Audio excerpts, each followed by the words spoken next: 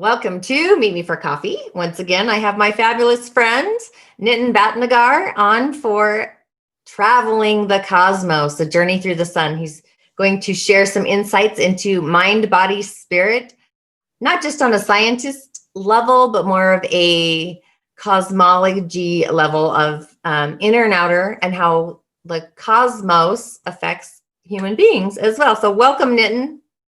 Hi, how are you? I'm actually in chilly Salt Lake City. That's why I got my sweater on. My house is cold. So I'm in Massachusetts, and today was the first snowstorm, and it was just so unbelievably beautiful. I love the snow. I mean, especially when I'm indoors and I can see it all crackling and sparkly by a fire, preferably. Yeah, I enjoy only the essentially the first day of snow. Right? The first fluff of it. Yes, and I think it was very apropos for it to happen today because we've got Halloween tomorrow, and that's got a lot of symbolism as well. A sign of change, a sign of a greater wisdom and opening up to that of nature. And we're succumbing to whatever nature has to offer. We've got no choice in it, but to understand that we are part of nature, and much as we either with our prejudices and our perceptions, we say, oh, I don't like the snow, or I like this season better, I prefer the summer. Those are all our own mind games. In the end, we are still very much part of nature. And to be able to understand and embody that and imbibe it, to be able to enjoy every single season for what it brings, is very much part of us joining into nature, which also is very much part of cosmology, because we're very much part of the cosmos. And my work in mind, body, and spirit has to also not just do with the physician aspect of it, but also the spiritual aspect, the metaphysical aspect of it. And part of my work has been also studying the cosmos and seeing how does the cosmic brain work with us. And it was very beautiful to be able to take this journey over the last so many years and be able to continue this journey to understand, are we essentially inside a giant brain cell? What if the entire cosmos is not only a network and a neuron of energy, of magnetic fields, gravity, and other various forces like the strong and weak electromagnetic nuclear forces. But are we just part of that, or are we going to have any intellect in being able to affect the cosmos? And I would say I think we do. It's not just that the cosmos resides in its entirety and we are just part and parcel of it. I think the cosmos lies deep within us, and our hearts, when they open up and they start resonating, through gratitude, and you open up that door, you open up that vista, and be able to see what the cosmos has to offer. It becomes that you actually invite the cosmos back into you. And so it's a two-way door, not just a one-way door to explore the cosmos, but it actually lives within us and each itself.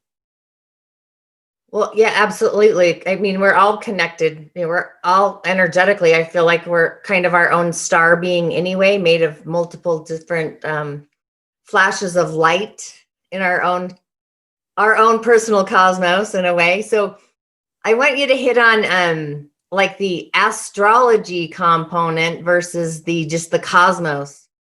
Like, cause So the astrology part of it is, so I will do astrology and astronomy as well. So the astrology part of it is essentially mankind's, humanity's interpretation of what the entire cosmos looks like, because we've been recording the stars, and the stars have fascinated us for our entire lifetime since we first came out into existence, and we were able to climb down from the trees or come out of the oceans, as it were, right? We've been able to look up at the stars and find out who are we, where are we from, and by following the various astrological patterns, right, we come up with the beautiful 12-gate zodiac. And the astrology aspect of it, I would say, is each of us have to go through the zodiac. So you might I don't know what sun sign you are, but whatever sun sign or moon sign, each of us has to go through that. So it's not just that because you're born at this particular time and you have to experience this particular sun sign and moon sign. That's it. It's the next lifetime you experience the next version and all the permutations and combinations, because each zodiac brings with it its own shadow and it brings with it its own light. And experiencing that, understanding that, is how we ascend to higher levels of consciousness. So I see the astrology aspect, the 12 zodiac, as more as a safe, right? If the combination lock of a safe.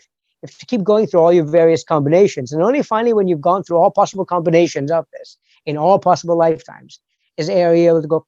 You hear the beautiful click, and the door finally opens to a very powerful wisdom. And that wisdom is, and we discovered that wisdom actually is within inside of us all along. It's locked in our DNA. It's locked within ourselves, and that comes to the astronomy part of it. You touched on something very beautiful. The photons. What if every single photon that you see is a soul? So that's something that was very beautifully explored during my journey. I've been studying this and looking at the syncretic knowledge of nuclear physicists and metaphysics and panpsychics, metaphysicians, and also to bring everything together and see what it has to say. So if you think about the sun, right? You said something. You said we're all stars, right? Well, we're all made from the nuclear elements, right? We're all the elements that form after a supernova. And when that supernova happens and all those elements are scattered out, right, we end up harnessing all those, and eventually those form galaxies. They form other star systems and planetary systems and so on. And we eventually are the recipient of those elements. So all the elements in the cosmos are within us. Now, if you look at the sun, which is also a star in the making, right? It's reached its a particular point of its own evolution. It has its own level of consciousness, and from the core. So there's 7 layers of the sun. Just to digress for a second. So there's 7 layers of the sun, and at the core, when helium, which is the original atom of all time, and helium, so hydrogen and helium come together, and then the whole fission, fusion, explosions keep on starting. It takes almost 10 billion years for that one photon that started to stay inside the core. It doesn't go. And then eventually, after 10 billion years, it graduates to the next layer. And then it spends another couple of 100 million years there. And then from that next layer, another maybe like 10 million years, and shorter and shorter and shorter. Finally, when it reaches the corona, it goes off, poof, like in a second, and out into the wilderness of the universe. And from an Earth standpoint, it takes about 8 minutes and 32 seconds for that photon to reach us. Oh, wow. So imagine that one journey of that photon that's taken 10 plus billion years for it to graduate, for it to have the level of awareness, intelligence to be able to now come from there to us. And that light does so much to us, doesn't it? It helps with our oceans. It helps warm the oceans. It helps nurture the trees. It helps grow vegetation. It helps nourish us. It nourishes our minds, our souls, and so on. So my perception of the photon is that each photon has a level of intelligence. Mm-hmm. So when you tomorrow go outside and stand there and you bask out in the sun, right? When you're just taking in the sun rays, know that each one of those photons that's hitting you is well over 10 plus billion years old, each photon. And each photon rather, is bringing a level of intelligence that started 10 plus billion years ago. And in the span of the universe, that's just a blink of an eye. But imagine that coming down to you and you're receiving each photon as a beautiful piece of wisdom and just connecting to it and adding to it, to your DNA, unlocking parts of your DNA. Right. I love that. I mean, I think it's fascinating for me, it would be like climbing out of your mind for a different perspective that's beyond like the blinders that sometimes we wear, to look at the unlimited possibilities and what is really out there that is, like you just said, it's 10 billion years old of wisdom that comes in this little speckle. Yep. Yep. And so it comes down to us, and then it affects the ground, affects the sky, it affects the soil, it affects everything, right? And nothing is devoid of the sunlight. And then what do? We let's say grow a beautiful turnip or a pumpkin or whatever the thing is, right? And then we eat it.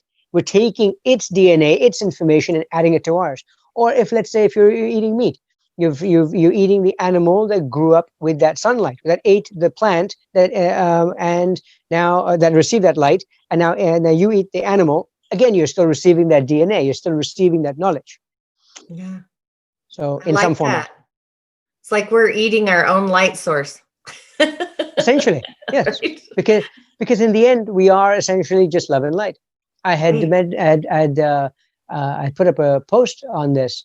I said that somebody says the glass is half full, and then someone will say the glass is half empty, and the realist will probably end up saying, well, there's just a glass and water. I like to think that essentially what you're seeing is love and light trying to play a beautiful dance and masquerading as as water in a glass. Right. So same kind of thing. We're all essentially love and light. So I also noticed you talked about happiness.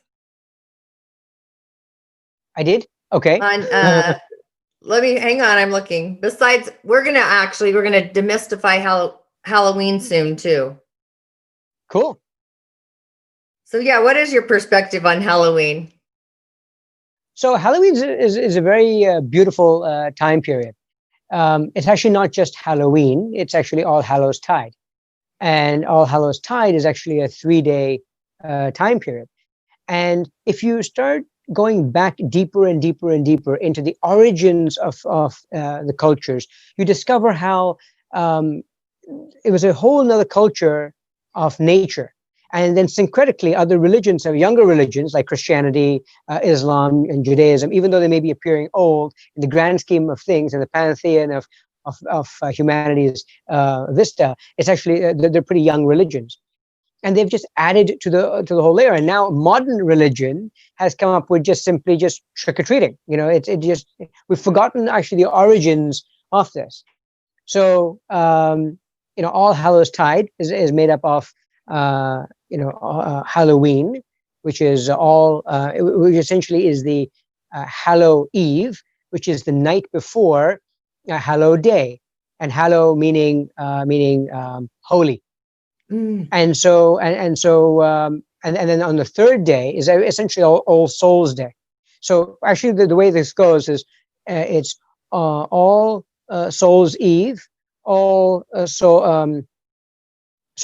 Hallows Eve, All Hallows Day, and then it's All Souls Day, which is essentially the Christian translation to that is going backwards is All Souls Day, All Saints Day, and All Saints Eve. So that was actually the original pantheon. There's the Christian aspect and the dogma that came on top of it to hide what was underneath it, which was the Celtic and the original Roman festivities. So isn't it actually too like the Pagan New Year? Essentially, yes, absolutely. So what would happen is that the Celts had described this. It was called Samain, Samhain, which essentially translates from the Celtic to the English, meaning summer's end. And the idea was to start exploring the darkness. So we're ending the harvest season, right? Summer's end, and now we're opening up the time for darkness.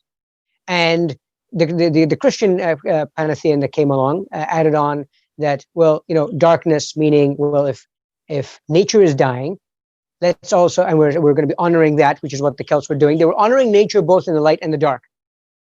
But when the Christians came along, they said, well, let's just add on, let's celebrate about the people who have passed on and all the martyrs.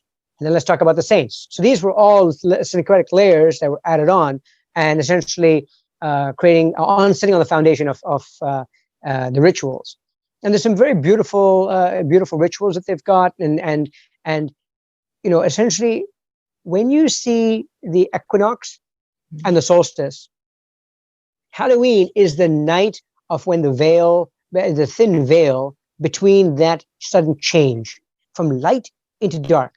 No surprise also that tomorrow, Halloween, you're going to have the time change, right? So there's coincidence that you got a time change, and that's why I thought it was just so beautiful that we also had a season change. We just had beautiful fall foliage until this morning, and now you've got snow. Right. And when I was driving from work today, I saw this absolutely gorgeous corridor on the highway where you still had all the fall colors on. It dried up, but all the fall colors were still there. The oranges and the beautiful reds and the yellows, and they were all and the browns, the rusty browns, and they were all there mixed in with pines that had all the snow on them. And it was just so beautiful. It was this gorgeous time to be able to explore what nature was really offering and showing us that veil. And that's what Halloween is all about. All Hallows Eve, the holy evening where you pay vigil for the transition into this next realm. So Sunday will actually be the All Hallows Day, aka All Saints Day, and then Monday is All Souls Day, which is the transition. It's everything in nature occurs in 3s or 7s. These are some very potent numbers, as you know. Mm-hmm. And so the tridom is essentially the All Hallows Tide. Oh my gosh, I love that. I'm stoked. I'm doing so. Do you do any rituals with the new moon, full moon kind of stuff? Because the full moon's happening tomorrow, ironically enough. Yeah. Yes, so it'll be some. I'll be creating a powerful invocation that I'll be posting. Meditation. This is actually a very rare blue moon because it's obviously it's going to be October 1st. We had a moon, and now we've got one on October 31st. And the next time it'll be on Halloween will be on 2039. So it's not going to happen again. So it's for a while at least, for another 19 years. So it's a beautiful time to be able to simply bring in the light and prepare for your inner wisdom to come through. Because that essentially is the whole transition, isn't it? Right? We've had light all this time. I'm not talking about the moon itself, but I mean over the course of this whole season, the light starts to decrease. Therefore, it is something that we need to honor. And as nature is reminding us, it's nature's clock. Light is nature's clock, and reminding us to go inward. Time to understand who we are and contemplate.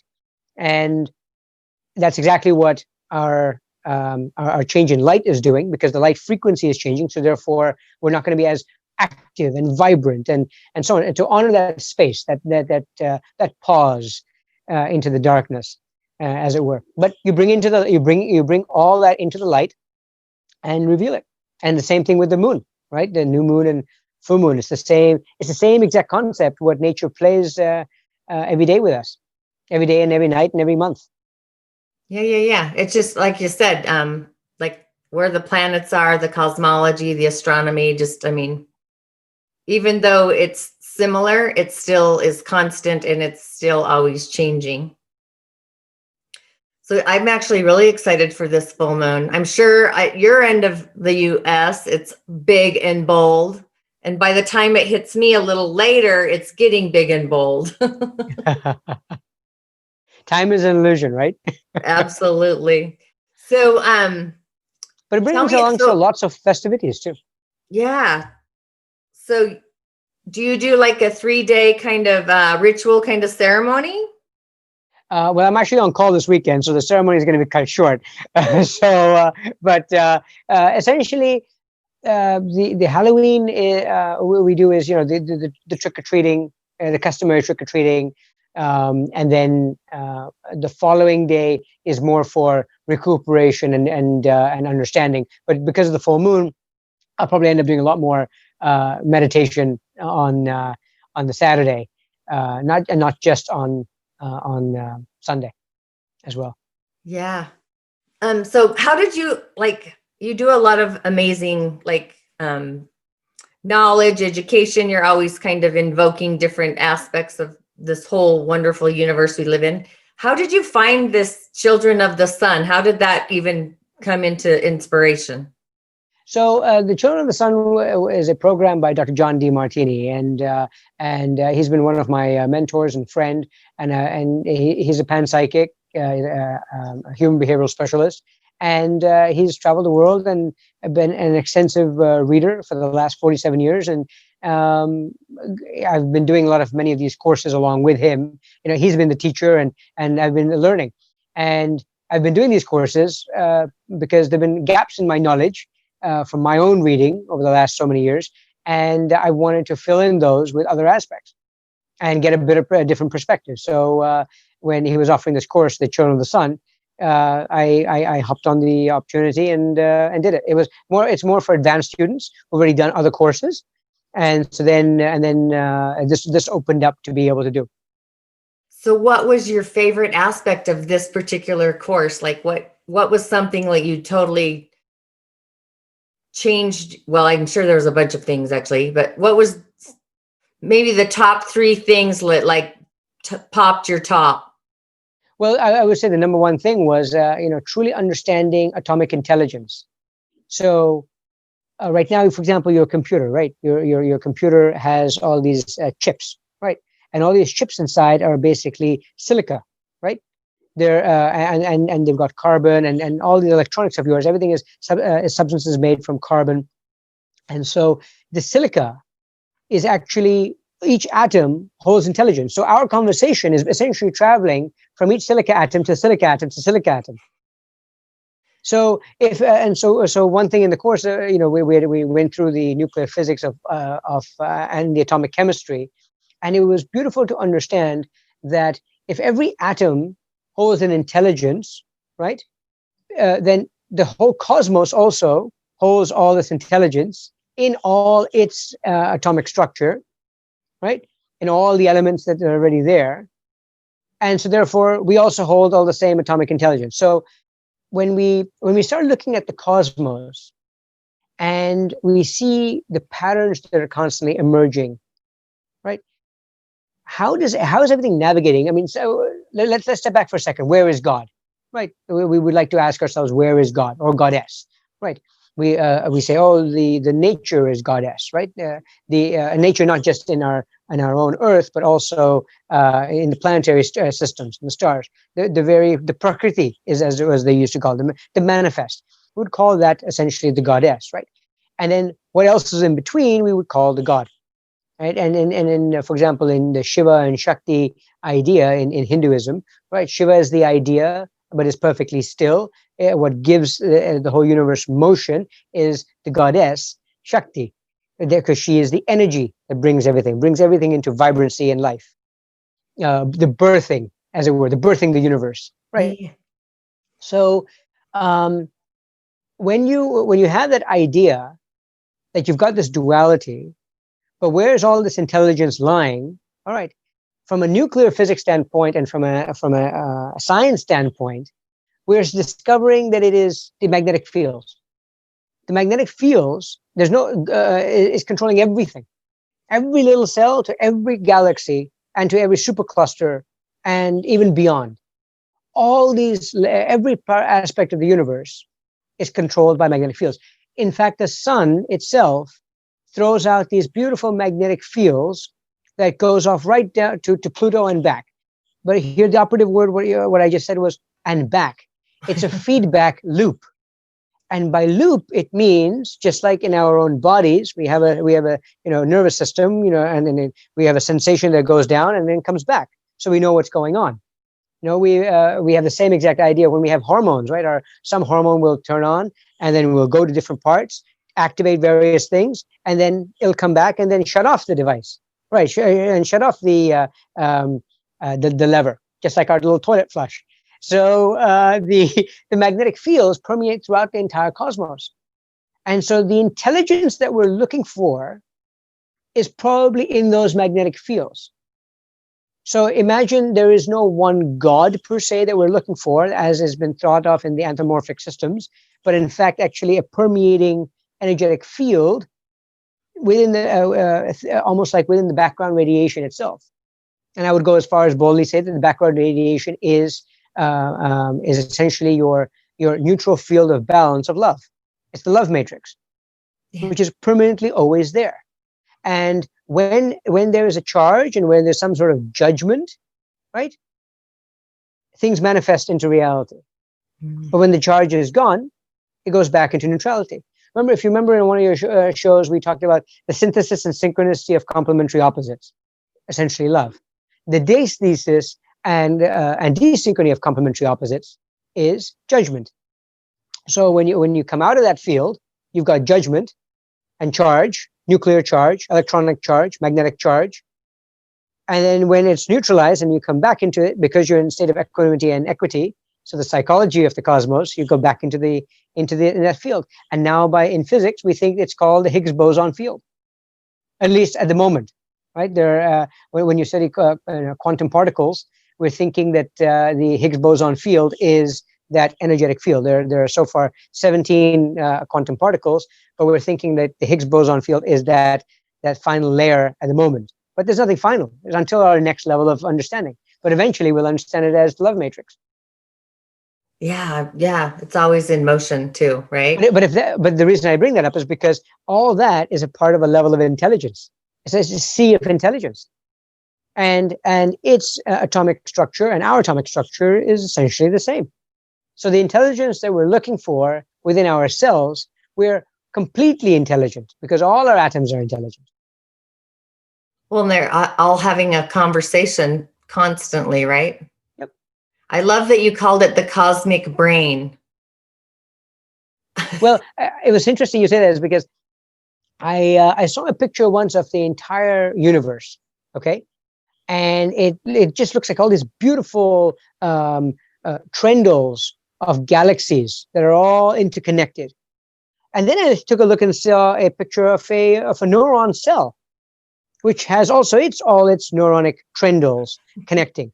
And I'm thinking, what if this was really the case? And I'm not the only one who's thought of that, but there have been others who've also, played with that model just to broaden and amuse their imagination.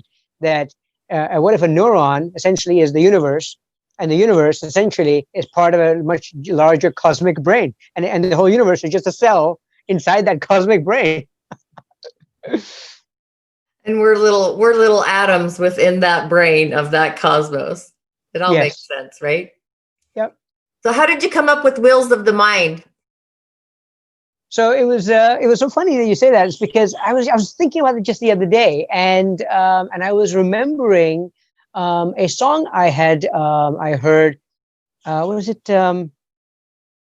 Oh goodness, I'm trying to remember who sings that song. It was played in the movie Thomas Crown Affair.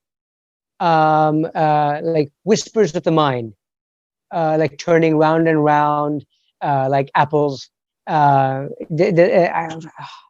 it Bruce Springsteen? Was it? I think I know the song you're thinking of. When the wheels of your mind keep on turning. Was that? Yes. Okay. That one. So and one of my most favorite movies is Thomas Crown Affair, and I've watched that movie a gazillion times. And that, out of all the songs, that and Sinner Man are the two songs from that movie that I've always carried with me. And so back in 2012, I was sitting down. It was about 11:30 p.m. And somebody said, "You know what? You keep writing so much. I would love it if instead of just sending me an email about your writings, please can you put it into some form that others can share?" And at that time, I wasn't really on Facebook or anything like that. So I was just sitting there and pondering, and suddenly out of the blue, that song came on in my head, and Wheels of the Mind came along. And since then, I've expanded it into different programs of not just Wheels of the Mind, but Wheels of the Heart, Wheels of the Soul. And those are all three on your website, right? Correct. Yeah. So those are deeper level of programs. So once we've worked on, like Wheels of the Mind, sorting out your perceptions and your mindsets and getting you more empowered and getting more balanced. Now we work into the deeper layer of the Wheels of the Heart. Then we go even deeper, and then opening up to the wheels of the soul. Oh, I love that. So you would recommend wills of the mind first over wills of the heart and the soul last, or? Correct. Yes, because it's a process. Because sometimes you cannot, connect to the energetic frequencies that are there within the wheels of the soul. And when you have those levels of understanding, until you've cleaned up mind, heart, and soul, because it's almost that progression. Mind, and then you break through your concepts and your ideas and your judgments and your charges, and you keep going layer by layer, and you finally reach the soul, the heart. But yet even the heart has its own layer of consciousness, and you have to go through the various layers of the heart, and then from there you go into the various layers of the soul, which then will connect you back into the galactic fields. So when you do the heart, this is just my own mind going, you do the heart mind connection. And in what way, sorry? Well, I'm assuming you're doing the heart mind connection. Yeah. Right. And then the different levels of the mind between the two, right? Right. And both are actually connected. I mean, everything is interlinked, right? So it's there's always that pull and push, and that tugging that you're going to constantly have between heart and mind. But you're also going to have that heart, mind, body, and you're going to be able to have those beautiful flowing layers when you can see it all as one. So if you, for example, are holding any physical ailments, right, within the body, right, we talked about this in the past, which was, disease, right, dis-ease. If you split the word disease apart, it's really the disequilibrium of ease, or rather, when we talk about illness, it's really the imbalance of wellness. So when you have something going on in the body, it's because the body is trying to show you where your psychology was out of balance. So if you are really look and see where in your body you're holding that pain, and you're able to open that up, right? You can do that through. Some people do it through a massage, or you've got a foam roller or like a little rubber ball, and you're opening something up. That's how I found many a time where I open up that area, and the pain goes away, or the irritation goes away, the stiffness and the stuckness goes away. Suddenly I get beautiful awarenesses of, ooh, this memory that happened. I was charged about something. I had a judgment against somebody. And those open up now for me to be able to use my mind to be able to break those open. Or as they come into my awareness, I still am able to use contemplation and meditation and break those open. On the other hand, if you've got judgments that you're stored in the mind, and you're like, oh, I really don't like this person, or I really hate this person, et cetera, right? You have all these judgments and charges against people. Those eventually will now affect your body. So it's a dual street in which you are able to connect. Oh yeah, definitely. Pictures and triggers, right? Yep. So is there anything else you want to share with my audience? This has been really insightful. Well, enjoy Halloween. It's the start of another season. This is the essentially the beginning of another quarter, and it's full of excitement, and it's full of enjoyment. And it's not just trick or treating. There's lots of history behind it. Go read more about the history of trick or treating, and soul cakes. Where did the concept of soul cakes come from? The idea of providing mercy to souls. And why is Halloween vegetarian a holiday? There's no meat served during this time period for the next 3 days. There are all kinds of lovely nuances of history, of antiquity, that if you can bring back into the present. And when you bring it back into the greater knowing, and you see how the layers have been stacked up, you have a much better appreciation for nature as a whole, for the cosmos as a whole, for its beautiful structure, its clockwork structure. The idea of we were dressing up costumes and so on and so forth, right? That comes from the whole idea of the thin layer that so the outer worlds can come in, and cross over. But it was, it started off with, spirits and fairies, right? We were back in those days, in the ancient Celtic times, and if you go back into antiquity further, we didn't have this idea of a god. We would represent various aspects of nature as divine entities and deities. And spirits. The spirits were maybe the bad spirits of the wood, or the fairies of the wood, right? Who would come and try to explore our world, and we would give them offerings, which is the reason why in trick-or-treating we give them something, we offer something. But then another layer came along and said it's about the damned and the dead and the ancestors. So let's honor the ancestors and give them foods on their journey. So it's these beautiful levels of awareness that come along with every season. Even when Christmas comes along, explore that, and just stay fully present and enjoy every little aspect of your life. Absolutely. Well, thanks for joining me as usual, Nitin. Once again, I'm sure I'll invite you again, as always. It's been really fun. And Thank you. If you want to connect with Nitin, I'll have all his information in my show notes. And Ashe, blessings to you. Blessings, love and wisdom.